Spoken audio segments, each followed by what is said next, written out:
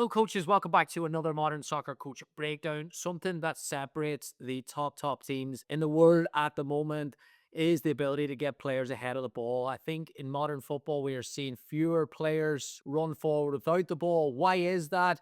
Maybe because it's of the overloads lower in the pitch. Maybe it's because of the overloads in wide areas.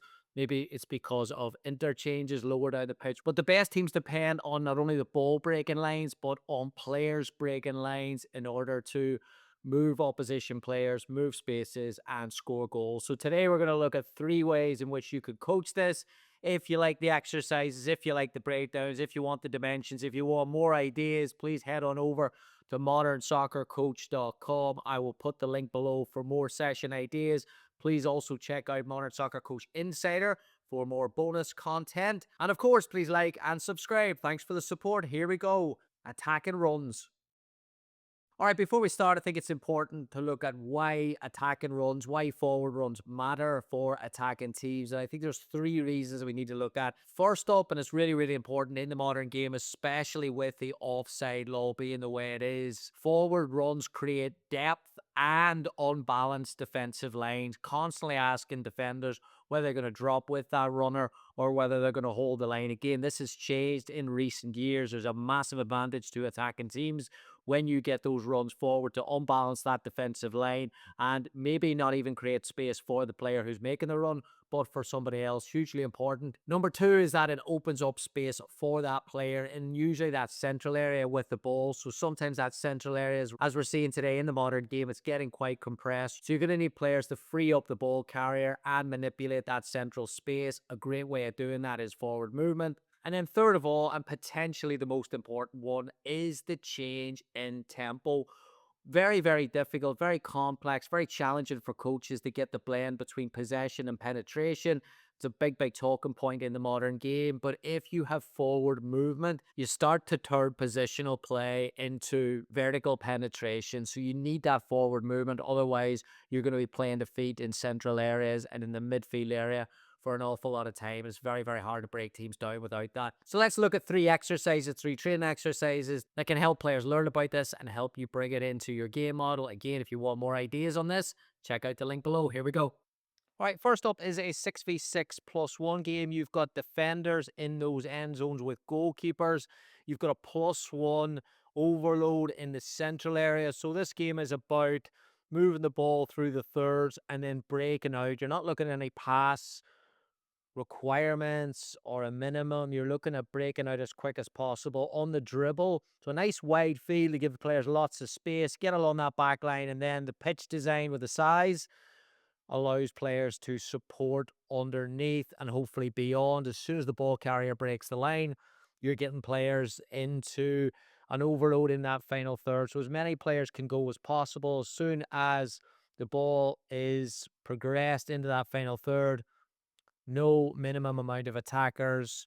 Try and get into that final third and score as quick as possible. Good game to communicate what you're looking for.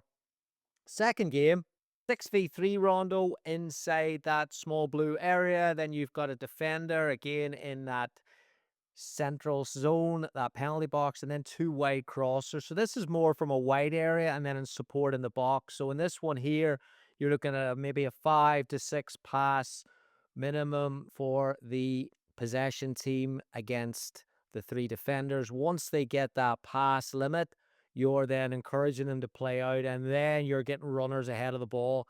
Maybe 2 touches for the crosser in order to challenge those players to arrive as soon as possible. I think sometimes the danger can be that the wide player has too much time on the ball because it's in an unopposed zone, so that the midfielders are in no rush to support. But if you give this player 2 touch, 1 touch to get out of their feet and 1 touch to deliver, all of a sudden those players have to break out of that central zone really fast. So again, you should have enough success there, and it's a good idea to communicate what you're looking for. This is another really good teaching game. This one here, 7v7, 3 zones, but the goals are facing the other way. So this time, again, the team has to progress the ball, but you're actually encouraging the team in this game to progress the ball and get numbers ahead in that end zone. So How many players do they need to progress? Maybe two or three, and then you're encouraging those other players to get into that end zone and create a goal scoring opportunity as quick as possible.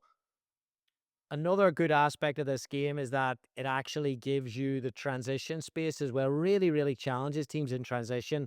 So if the team win the ball, the blue team in this occasion are going to win the ball because of the numbers. They're going to need players to break into that final zone as quick as possible. So it's not a case of support, recirculate. This game is about attack in the build and attack in transition. And again, is a great way to communicate that you've got to get beyond supporting teammates and you're going to need players in that final third to score goals.